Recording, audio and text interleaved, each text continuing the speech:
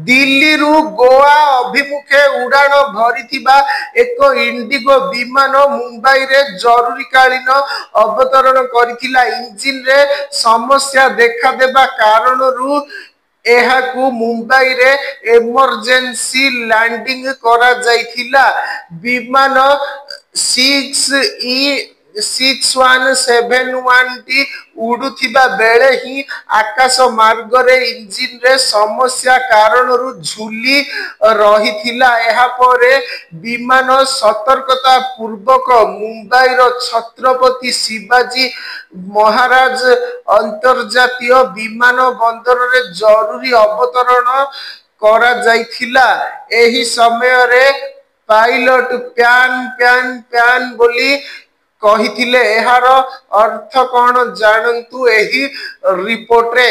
प्यान प्यान प्यान अर्थ कौन? एहा एक इंटरनेशनल इमरजेंसी मेसेज जहा विमान जोगाजोग रे व्यवहृत हुए।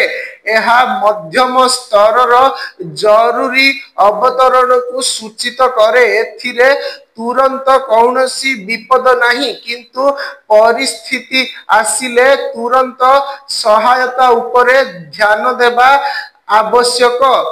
प्यान फ्रांसिस शब्द फैन रु आसीछि। दिल्ली गोवा विमान 6E6171 मुंबई एयरपोर्ट रे जरूरी अवतरण किछि समय पूर्वरु प्यान प्यान प्यान बोली कहिथिले। जणे अधिकारी नाम गोपन रखिबार अनुरोध करी कहिछंती।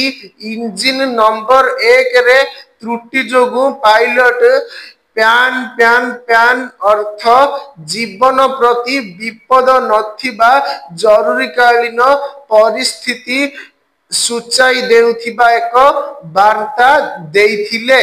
सूत्र अनुसार एही विमान अवतरण समय राति 9:42 थिला।